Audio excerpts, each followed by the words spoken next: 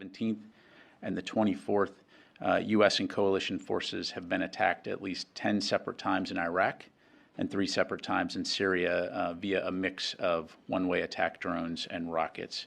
So again, those are the initial numbers. We're continuing to work to CENTCOM to ensure we get you the facts on these. These at least 13 attacks on U.S. forces in Iraq and Syria, do you believe that Iran is responsible for these? Were these all conducted by Iranian-backed proxies?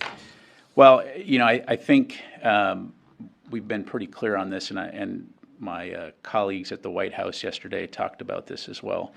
We know that the groups conducting these attacks are supported by the IRGC and the Iranian regime. What we are seeing is the prospect for more significant escalation against U.S. forces and personnel across the region in the very near term, coming from Iranian proxy forces and ultimately from Iran. So by virtue of our announcement over the weekend, we are preparing for this escalation both in terms of defending our forces and responding decisively. And I just want to emphasize the point that I made earlier, which is that we always reserve the right to defend ourselves, and we will never hesitate to take action when needed to protect our forces and our interests overseas. So to be clear, we have significant capabilities in the theater right now, right? I mean, you've got the Ford that's in the Eastern Mediterranean. You've got an expanded number of fighter aircraft throughout the region, in addition to the naval assets that are already in the Central Command AOR. So there should be no confusion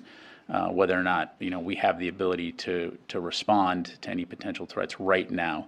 The announcement over the weekend, as it highlighted, is intended to enhance those capabilities and sustain those capabilities for as long as we may need in order to continue to both deter and protect our troops. Since that Hamas terrorist attack, we've also been crystal clear that we do not want to see the situation in Israel widen into a broader regional conflict. And as you've heard President Biden, Secretary Austin, and other senior U.S. leaders say, our message to any country or group thinking about trying to take advantage of this situation to widen the conflict is don't.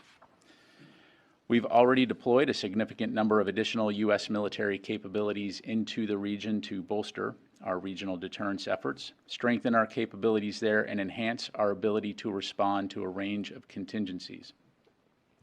In addition to the capabilities that we've already announced, I can also confirm that the New Jersey Air National Guard's 119th Expeditionary Fighter Squadron arrived within U.S. Central Command's area of responsibility today, with additional F-16 Fighting Falcon Squadron bolstering U.S. posture to deter further aggression in the region.